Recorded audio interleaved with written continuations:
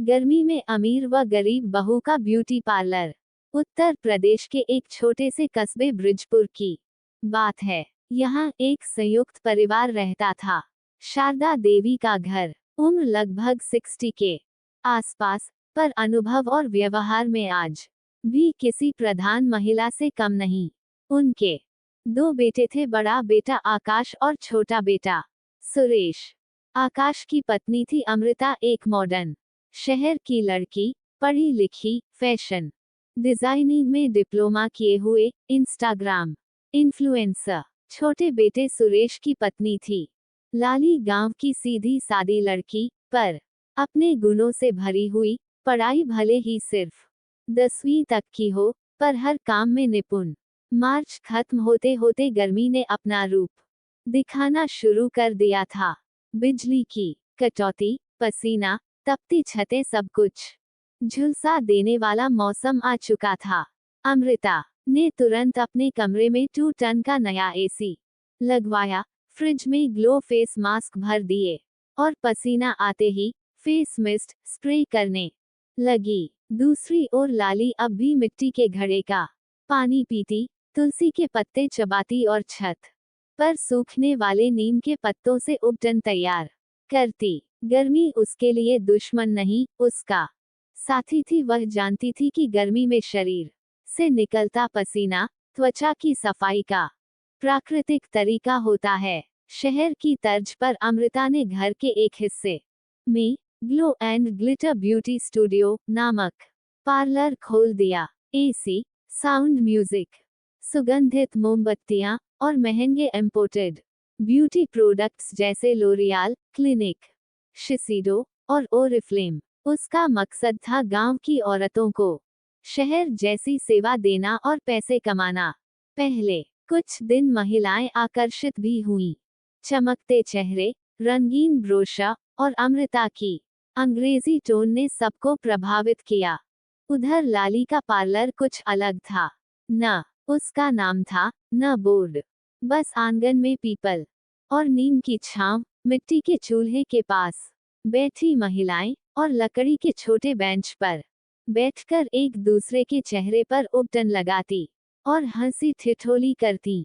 लाली के पास कोई branded product नहीं था, पर वह तुलसी पत्ते, गुलाब की पंखुड़ियां, चंदन की लकड़ी और बेसन में हल्दी मिलाकर जो उपटन बनाती, उससे महिलाओं का रंग दमकने लगता। फीस बस 1 कटोरी दही या एक दिन खेत में मदद।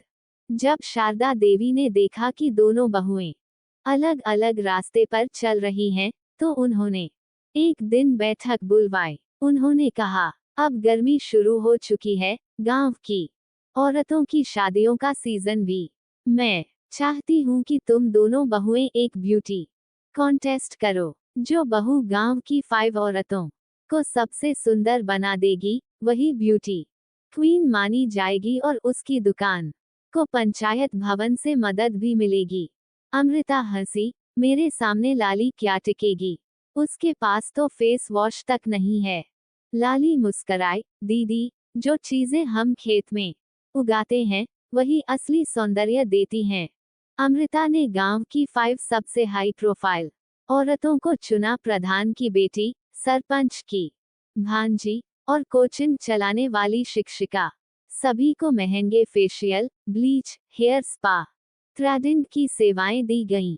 हर चेहरे पर चमक तो थी, पर कुछ रिएक्शन भी होने लगे, जलन, खुजली और रैशेज।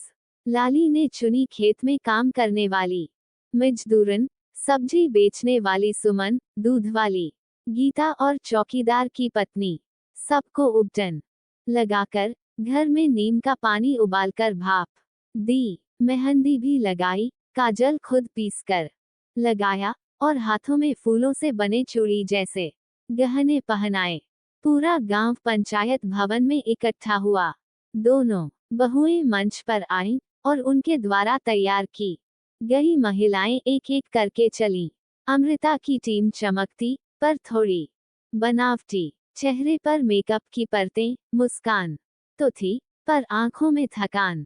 लाली की टीम सादगी से सजी, पर चेहरे पर आत्मविश्वास और ताजगी। आंखों में चमक और गालों पर गुलाबीपन, जो केमिकल से नहीं, नीम, बेसन और मेहनत से आया था। जजों में थे गांव के डॉक्टर, स्कूल की हेडमिस्ट्रेस और शहर से आई एनजीओ की महिला प्रतिनिधि।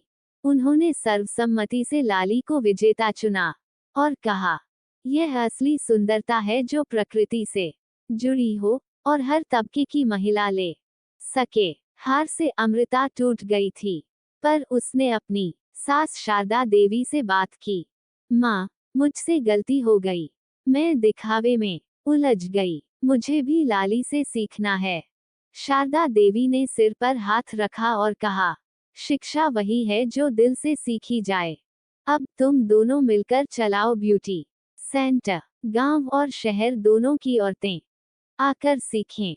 अब अमृता और लाली ने मिलकर लाली अमृता ग्रामीण सौंदर्य केंद्र खोला, जहां दोनों बहुएं अब मिलकर महिलाओं को घरेलू नुस्खे, योग और सौंदर्य की असली परिभाषा सिखाती हैं। सच्चा सौंदर्य पैसों से नहीं, प्रकृति और आत्मविश्वास से आता है। गर्मी की मार को अगर धैर्य, ज्ञान और सेवा से लिया जाए, तो वही मौसम वरदान बन जाता है। अमीरी का घमंड तब टूटता है जब सादगी जीतती है। बहुओं में ईर्ष्या नहीं, साझेदारी हो तो परिवार और समाज दोनों निखरते हैं।